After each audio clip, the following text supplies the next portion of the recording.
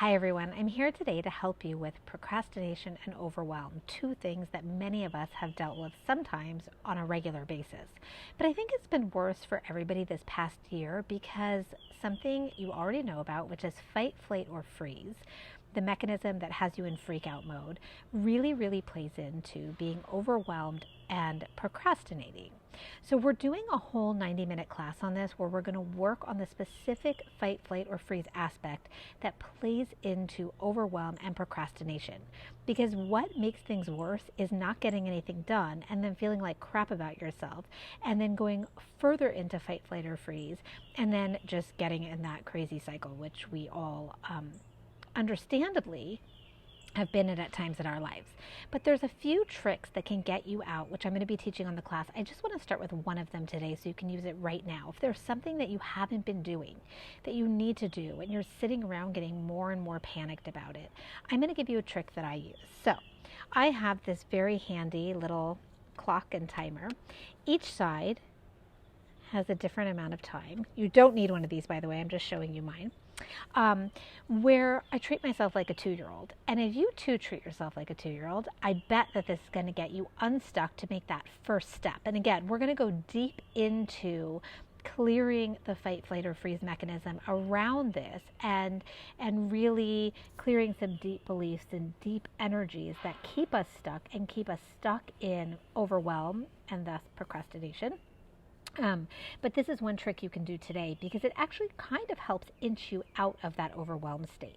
So what you're going to do is treat yourself like a 2-year-old and tell yourself that you only have to do whatever you have to do for 5 minutes. I have this timer. I'm actually going to be doing a drawing in class. I'm a random drawing, and one person's going to get one of my timers. So 5 minutes, you set the clock and you do the thing that you've been stressed out or procrastinating, but you only do it for 5 minutes. You only have to do it for 5 minutes. If at the 5-minute mark, it's so easy that you want to keep doing it, you can keep doing it.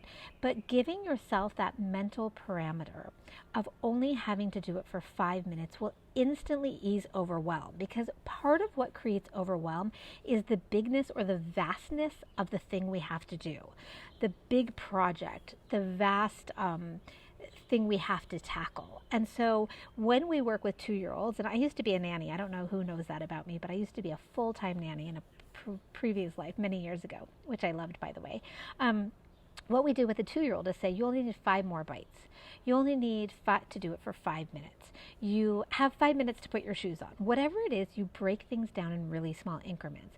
And it suddenly eases the overwhelm of the task or the choice or whatever it is. And so that's what we're going to do for you. It's actually a brain trick that really works to calm your body down as well because it feels doable.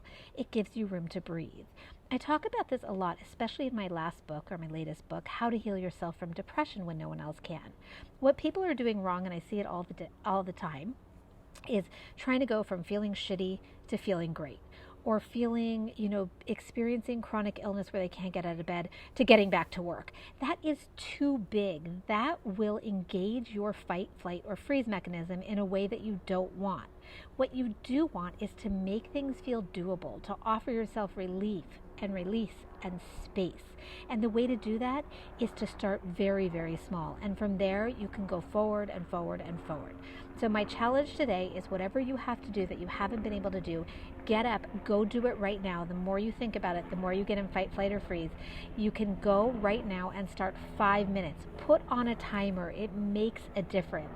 And even if you only get 5 minutes done a day, you will get the thing done faster than had you not touched it at all. Okay, my cue in New York City, where we live, is that when a helicopter goes over, it's time to stop talking because nobody will be able to hear you. So I'm going to jump off, but I will see you on our 90-minute session where we're going to dive deep into the energy that causes this. And also I'm going to give you more of my tricks that I have learned my entire process to get shit done every single time. And I have to do big shit sometimes because writing books is a big project, and some of my projects are very big. So I'm going to help you do that. But today you start with 5 minutes, okay? See y'all soon. Bye.